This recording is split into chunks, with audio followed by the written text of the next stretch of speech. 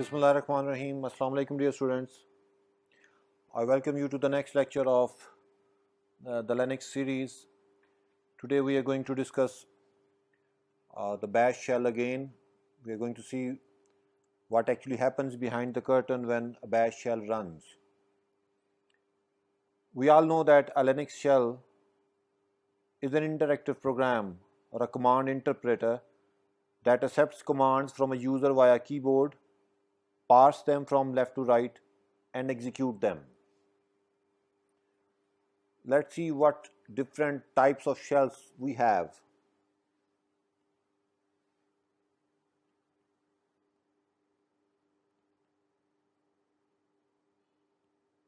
There are various types of shells that are available. The default shell which comes with the Linux is the bash shell, born again shell. It is the predecessor of the Bourne shell. The Bourne shell was a very basic shell written by Stephen Bourne, which was extended by David Korn, and a new shell was designed that was the Korn shell. Then a shell with the powers of C known as the C shell, and we also have TC shell and the Z shell and so on. But this is a shell which we are going to use, and it comes with most of the Linux distributions. Right. So what are the features of a shell? First of all, a shell allows you to execute your programs in the foreground, programs in the background as well.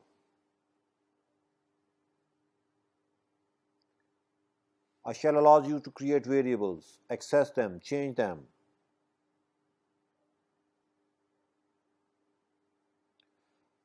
A shell has the feature of programming ability, gives you the feature of if-else and loops.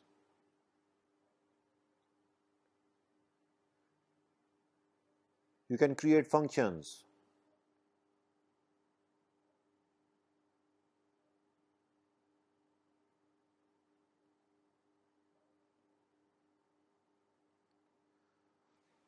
Most of the latest shell allows you to write down or type few characters of a file or a command, and you press tab and it completes the name of the file or the name of the command for you automatically.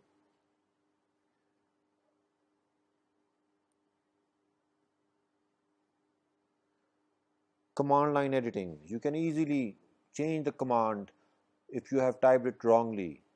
This feature and most of the features were not there in the basic Bourne shell. Last but not the least, command history. The bash shell also maintains a command history. You can view the commands that you have recently used. Finally, gentlemen, in a shell, you can give the commands in two types of modes, the interactive and the non-interactive mode.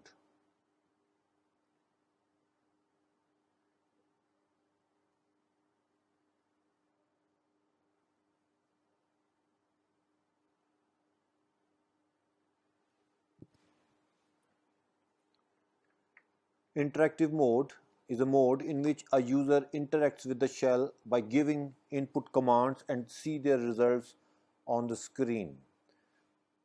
You all have used the interactive mode. On the contrary, the non-interactive mode, the shell does not interact with the user directly. Instead, it reads commands from a file which you have written yourself. Let me create a file using Vim.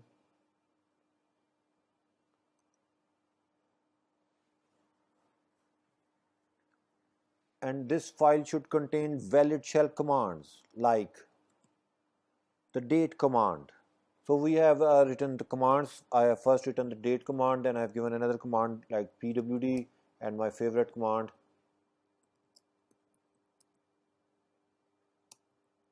learning Linux is fun. So this file contains three commands. Let me save and exit. Now I want to run this file, and you see the shell has taken this file as a command line argument and executed these commands one after another. So this is what the non-interactive mode of a shell is. We will see a lot of details later on when we will talk about shell scripting. Let me move ahead and let me talk about now a little bit of uh, the built-in and the external commands. We all have seen previously that there are certain commands which are built-in and there are certain commands which are not built into the shell. Let me move to this again now.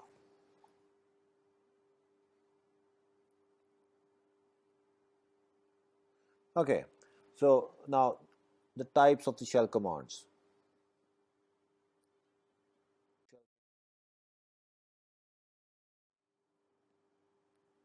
Right, and when there are two main types of shell commands, one are known as the internal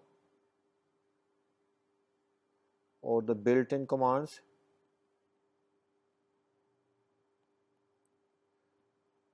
and the other are the external.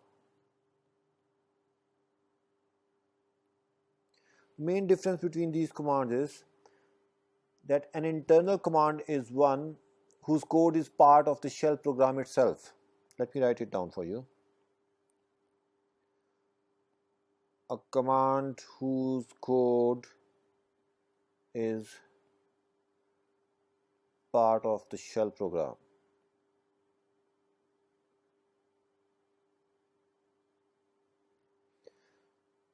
External command is a command whose code is not part of the shell, rather the code resides in the binary file. A command whose code resides in a binary file, normally on the disk, like the cp, mv, rm commands. In case of internal command, there is no child process that is created.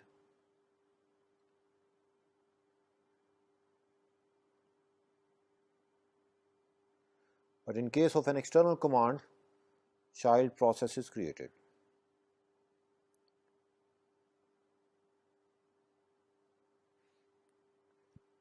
For example, you must have seen many examples of built-in commands like cd, echo, pwd, exit, type, read, alias, set, unset, export, help, and there are many more.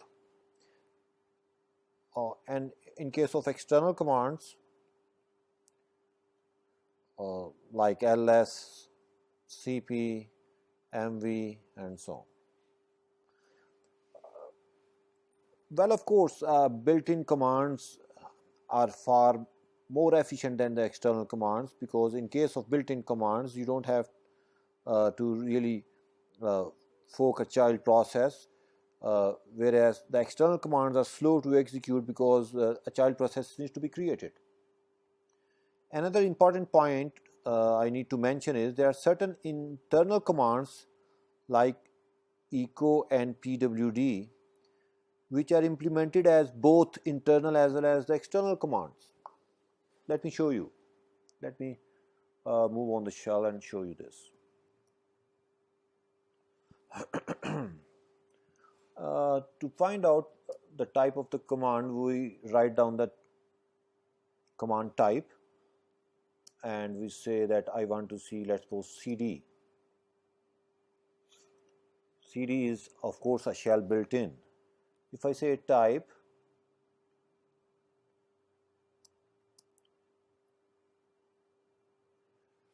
so it say that pwd is a shell built in and pwd is /bin/pwd. So that means pwd is a command which is implemented in two ways, a built-in command as well as an external command. So Let me write down a $100 question. And the $100 question is, why there are certain commands which are implemented as internal as well as the external command? So I will like you to find out the answer to this question, and I move ahead to the later part of the lecture. Okay. So gentlemen, now we're going to talk about different characteristics of the shell, and the first characteristic I'm going to talk about is the white space removal characteristic of a shell. So if I say, let's suppose echo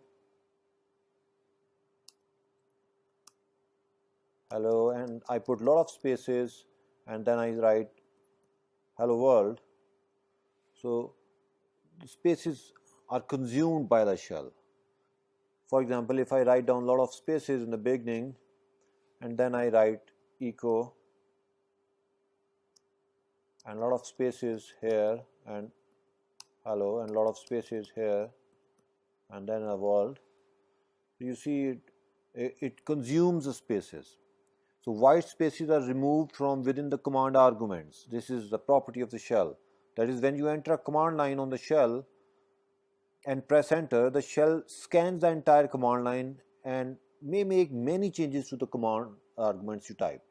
So over here I want to tell that the shell has consumed all the spaces, and it has not passed all those spaces as part of command line argument to the echo command. Then, gentlemen, there are a lot of control operators that are used in the shell. So let me talk about some control operators. So let me keep writing these things down over here for later usage. Okay. So what we have done is we have talked about shell expansions.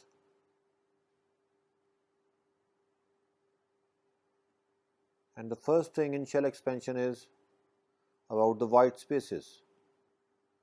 We have seen that white spaces are consumed. The second thing I want to show you is regarding control operators of the shell.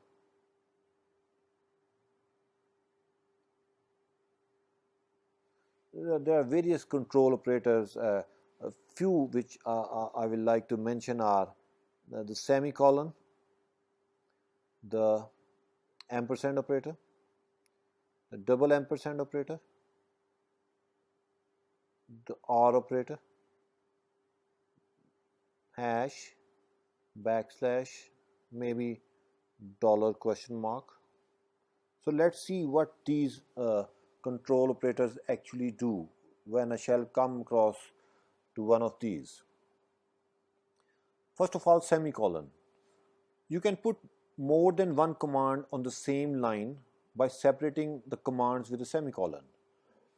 For example, sleep 5, then a semicolon, then I say echo, time for lunch.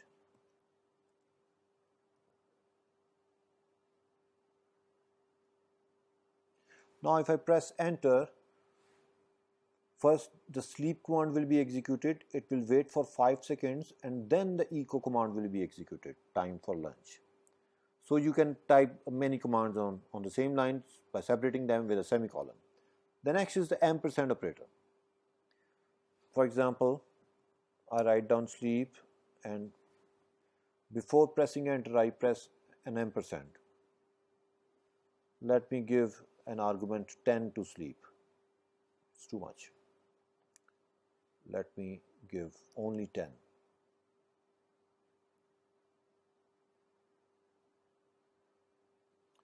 What the ampersand operator actually do is, when the line ends with the ampersand, the shell will not wait for the command to finish. You will get your shell prompt back and the command is executed in the background. Suppose that I want to run a command which is going to take some time, and I want that I should get the prompt back so that I can write down more commands. So I can do something like this, so that I can give commands of my own. I don't have to wait for this command to be executed. So if you end a command with an ampersand at the end, that command is not executed in the foreground, rather it is executed in the background, and once the command is completed, you get a notification of that, as in case we have got it over here. Double ampersand. Double ampersand is basically a logical AND. For example, I can combine two commands with the double ampersand. I say grep Arif from a file @c passwd. I place a double ampersand in between and I say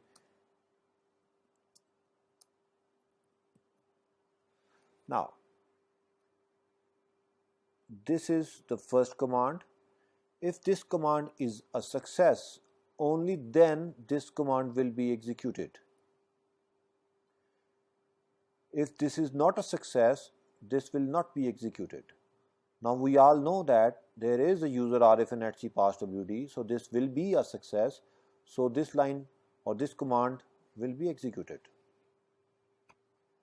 On the contrary, I have pressed the up arrow to repeat the last command.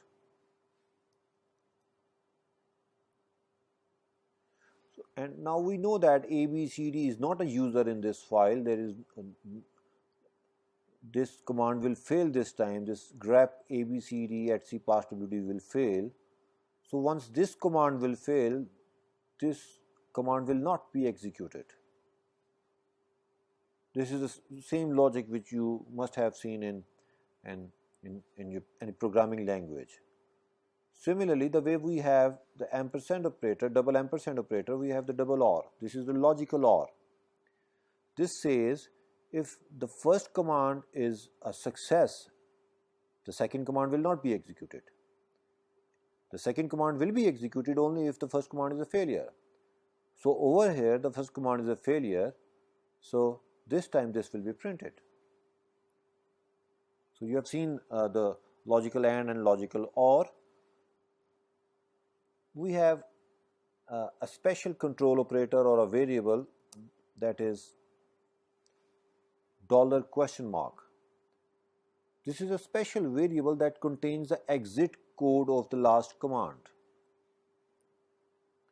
In case of a success, if the previous command is a success, it will always contain a 0. Let's suppose I give a command kakamana. So kakamana is not a command. So it met failure. If now I see the value of this variable, it contains 1 to 7, which is the code for command not found. Let's suppose I say remove a file whose name is nofile.txt. So this time the error is RM has executed, but it says cannot remove nofile.txt. There is no such file or directory. So now if I check the value of this variable, which contains the exit code of the last command, it says 1. Okay, so we have seen semicolon, ampersand, $?, double ampersand, and logical OR. Now there is another control operator, that is the hash sign. Like let's suppose I say ls and then I put a hash sign and I say, so the shell will not parse this as a part of the command line. If I say let's suppose like this, so this will not be executed. So anything following the hash sign will be treated as a comment. Then we have the backslash. Backslash is treated specially to escape special characters. Like let's suppose that I want to say hello and I want to print, let's suppose, a special character ampersand, and I want to print a special character which one? I want to just display ampersand over here and I want to say hello ampersand world. So this backslash is used as a escape sequence over here the shell will not treat ampersand as a control character now. Similarly, there is another use of backslash, and that is to tell the shell that the command has not yet finished. For example, let me say that this is a command, and let me put a backslash over here, and let me put enter, and you see that the prompt has changed, and say this is a command which is split in parts. Now I do not place a backslash, and I just press enter. So the crux is, whenever you think that your command is not coming in a single line and you want to move on to the next line, you place this backslash at the end. What this backslash actually do is, it tells the shell that please do not interpret the new line character. So it will not interpret the new line character until this part, and once I press enter over here, it will interpret the new line character and it will execute this command with all these with this entire string as a command line argument.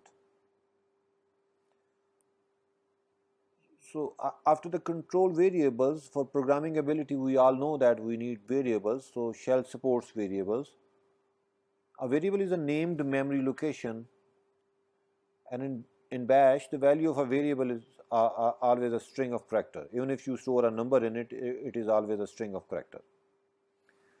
So the variables are of two types. Let us first see the user defined variables. Let me clear the screen.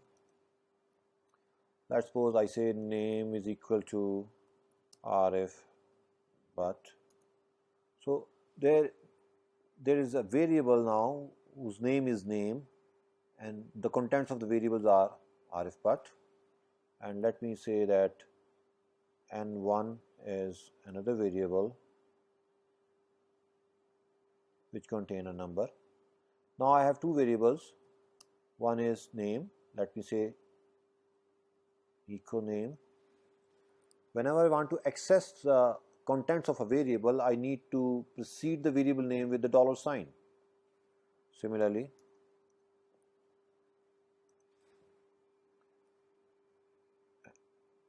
and of course I can write it in double quotes.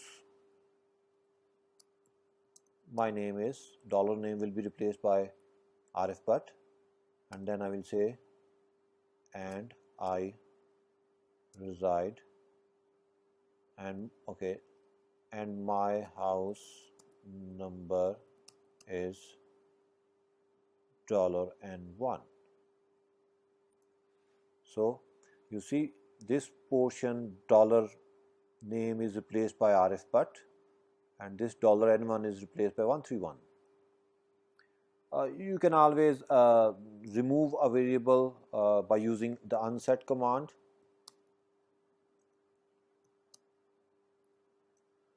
So you can make the variable read only by the command read only. You can create arrays as well. Let me create an array of friends. Friends is equal to, we use this bracket. Let's suppose we have 3 friends. Let me access friends of 0. Okay, not this bracket. So we assume that I will get Arif over here, but this will not be the proper case. I have got sub 0 with it. So whenever you are going to access the variables in the arrays, you need to choose these brackets along with it to get the proper value of that variable. So this will get Jamil. So you can have arrays, and in case you want to read the variables, read the value of the variables from the user, you can use the read command. Let's suppose var1.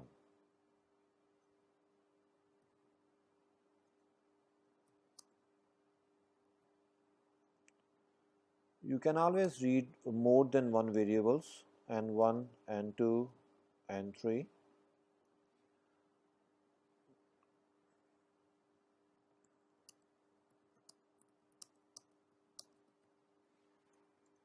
Now what has happened, I have given 3 variables and I have given a long string over here. The first token will go to n1, n1 will contain hello.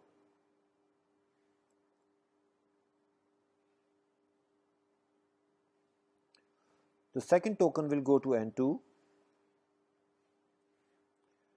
and the remaining tokens will go to n3. This is the case when you have less number of variables and more tokens. And if the variables are greater than the tokens, of course the remaining variables will contain empty strings. Gentlemen, if you want to see the variables which exist inside the environment, you can use 2 commands, env and set. The set shows you the functions as well, which are being displayed on the screen.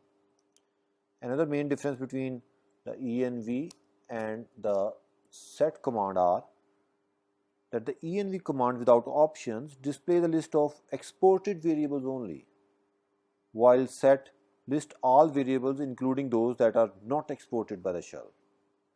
Now what do you mean by an exported variable and a not exported variable? Let's suppose that I create a variable with the name of course. Course is equal to operating system. Now there is a variable course in our environment. Let me open a child shell.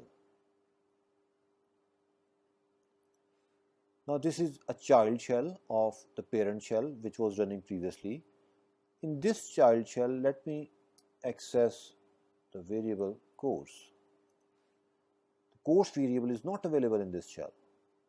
Let me exit from this shell. Now I am in the parent shell in which I created the course variable. And now the variable course is available over here. The export is basically a built-in command that is used to export the shell variable to the child shells. Let me export now. Let me export a variable whose name is course. Now let me do again bin bash. And let me say now, what is there in the variable course? You see, this time the course variable contains operating system. So remember, whenever you want that your variable should be available to all the child shell, you use the export command. So this is something about the user defined variables. So let me talk a bit about the environment variables as well.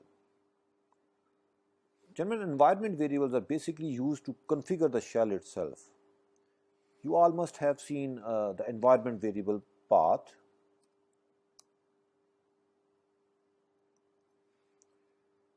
This is a variable which contains colon separated list of absolute path names of all those directories where your shell is going to look for the executable files. There are a lot of other variables as well. Like for example, there is a variable pwd, present working directory. This is a variable which always contains your present working directory. There is a variable shell. This is a variable which contains the default shell of the currently logged in user. There is another variable home.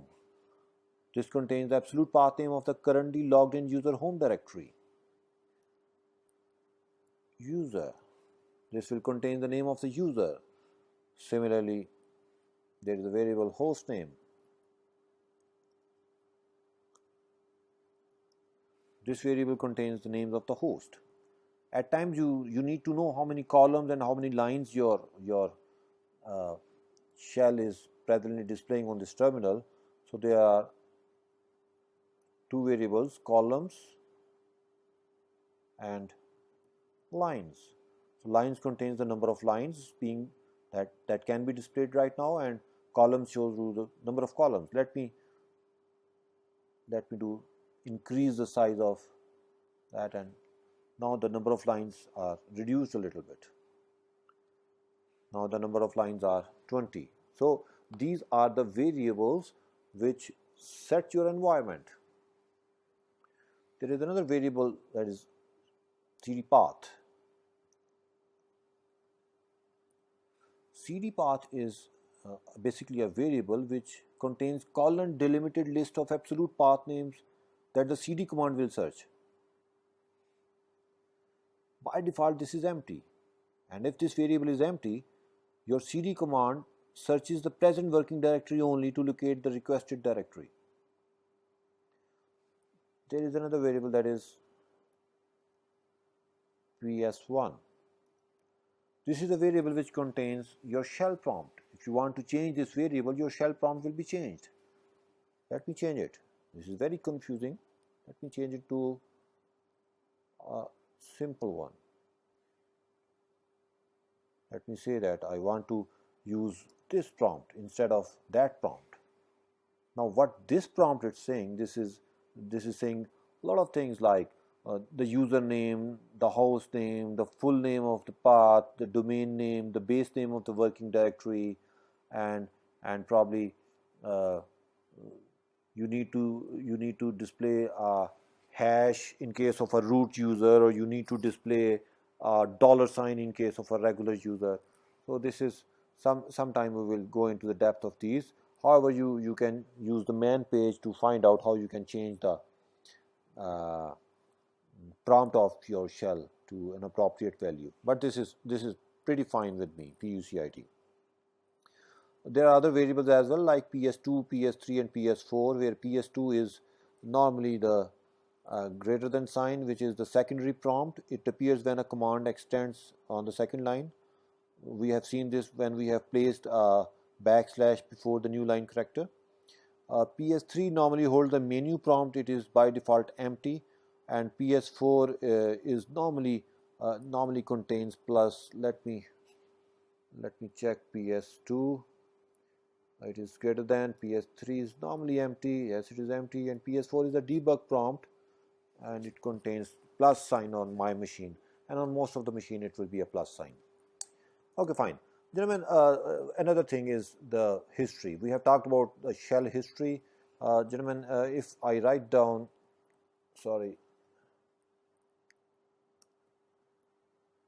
history over here, it will show you a lot of commands which I have executed most recently. So let me say history 10. So last 10 commands of the history, 2008 to 2017. This is the latest command. Okay. So if I want to repeat some command which I have used previously, I can use the up arrow.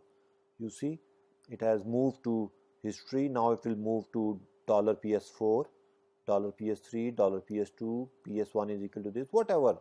It will keep moving back. And if you want to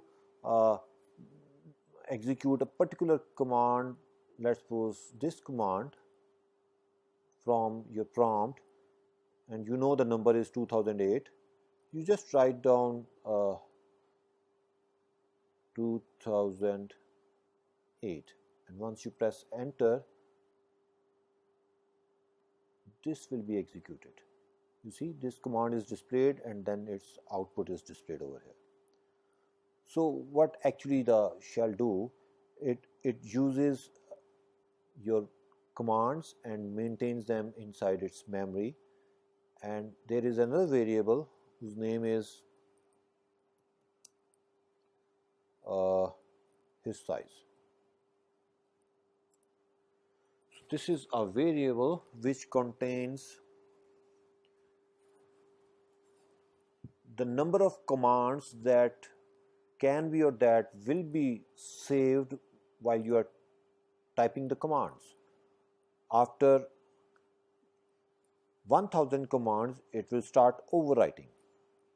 There is another variable hist file. This is a file in which these commands will be saved once you will log off from this session. This variable contains the absolute path name of the history file, which is normally .bash_history in the currently logged in user home directory.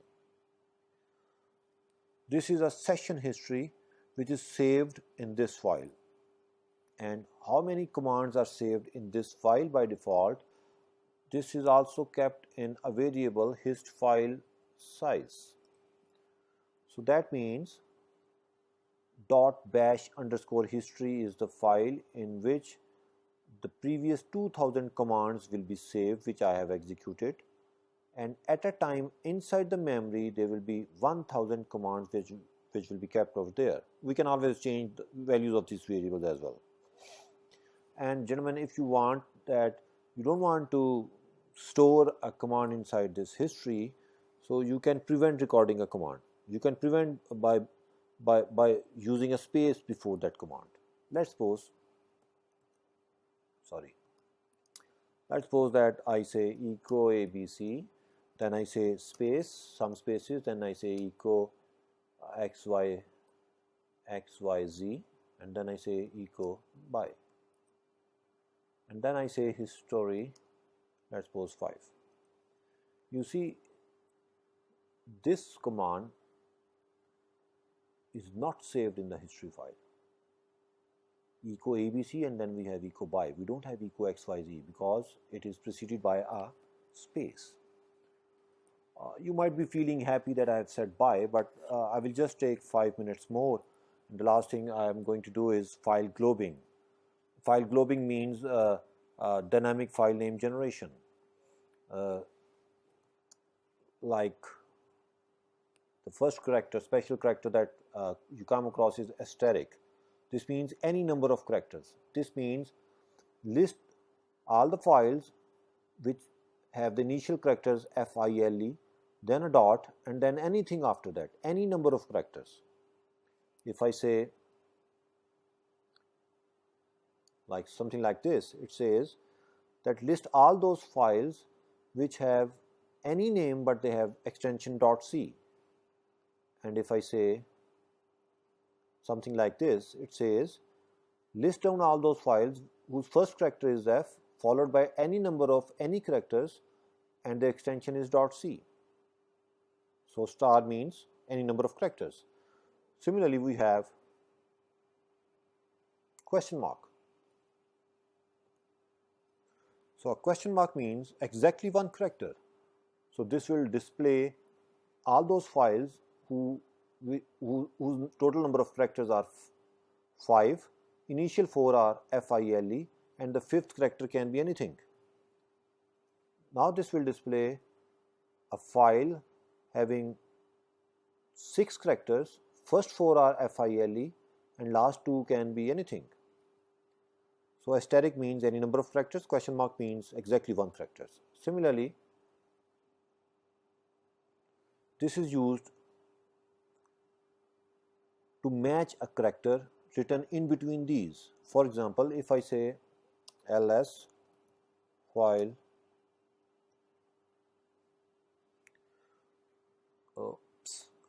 I need not to place a space over here.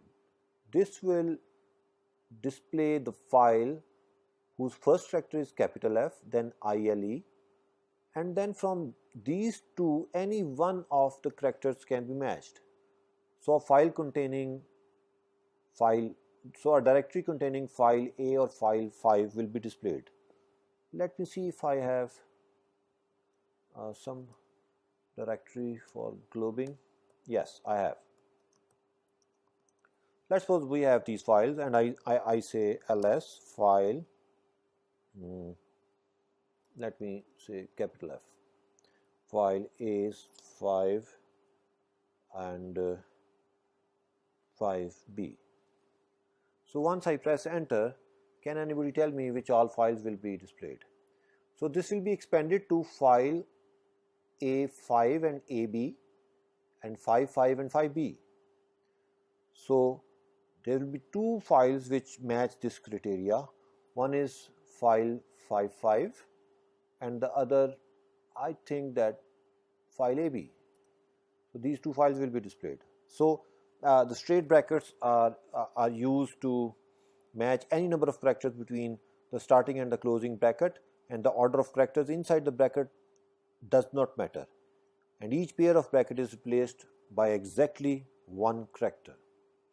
And we can always use a range in between, like a file, like let me say something like file A to Z. So this will show all those file names which start with file and having a character over here, a single character over here, which can be from A to Z. Okay, there is no such file. So let me do something like this, A to Z. Let me say 0 to 9 as well. Okay, now, so let's see, file, and then a single character from here and a single character from here. Let me put this as well. Okay. Now this means something else, and that means something else. So let me describe this first. So this says that list the file which starts with FILE, then it has 1, 2, and 3 characters, something from A to Z, some character from A to Z, and some number from 0 to 9, and there is only one file which match this criteria. Okay, so let me summarize what we have talked about till now. We have talked about the control operators, gentlemen, and after the control operators, we have talked about the shell variables, and in shell variables we have talked about the user defined, and we have talked about the environment variable as well. We have talked about the shell history, and we have talked about file globbing as well. File globbing means file name completion using characters like star, question mark, this and this, and there is another one, this, which means not. So I hope this was informative, but before closing, let me show you a flow chart. Let me move on to another chart, and let me draw a flow chart for you this time, which will make you understand the actual working of the shell. So we start, the shell starts, and it displays the prompt and asks you for a command.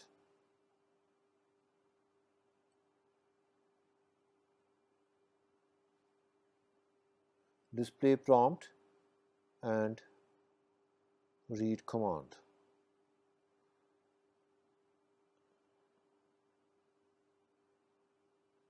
So after it gets the command, it tokenizes that command.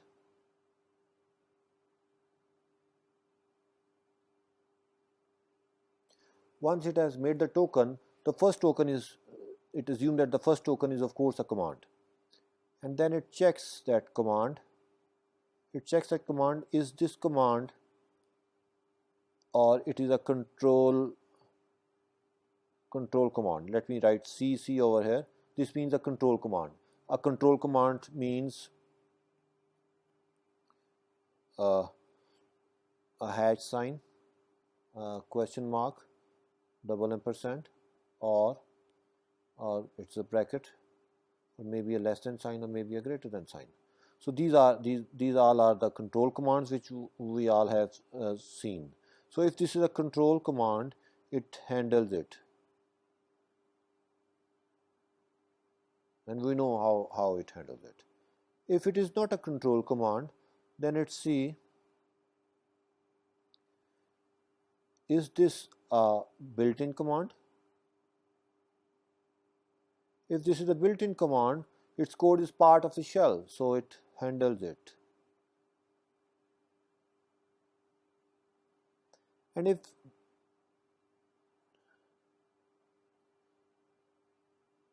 if this is not a built-in command. Let's suppose I move over here. If this is not a built-in command, that means it is an external command. Let's suppose this is a CP command. So if this is an external command, it is going to create a child process. And normally in Linux, to create a child, we say we are forking a child. We fork the child. And once we fork the child process, now in the system we have two processes. One is the parent process and the other is the child process. And in Unix, the child process is the clone of the parent process. So now we have two processes. One is the parent shell process and the other is the child shell process. I'm gonna check out that is this a child process. So I have now two paths. If this is not a child process, that means this is a parent process. And if this is a child process, that means this is the child bash process. So inside the parent process, what the parent process is going to do is, it is going to wait. It is going to wait till the child executes and finishes. And inside the child process, the child shell process, we are going to make a call that is normally known as exec. The exec call is going to override the child process with the code of the new process, and maybe that is the CP command.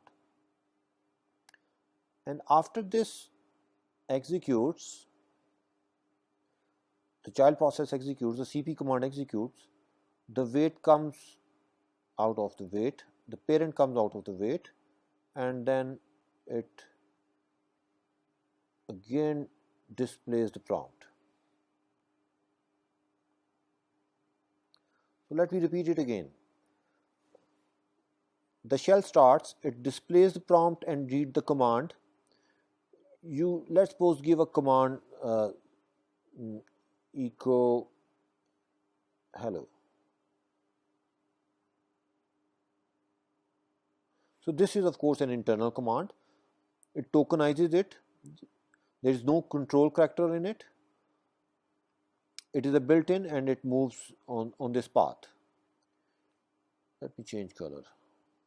Let's suppose you write the command cp f1 f2, copy f1 to f2. So it tokenizes it. It is not a control command, no. It is not a built-in, no. It is an external command, yes, it is an external command. So it forks, and now we have two processes. One is the parent process and the other is the child process. In the child process, we load the code of the copy command. The copy command executes. The parent process is waiting. Here is the parent process. And once the child command finish execution, the parent process comes out of its wait, and then they move up over here. They move up over here and they come over here and display the prompt again. So this is how the shell actually works. Gentlemen, I have tried my best to make you conceptually understand how shell works, and I'm sure it must be informative to you all, and hope that next time I will come up with something like the process management and the scheduling features of the shell, and hope it was informative. I wish you all the best. Allah Hafiz.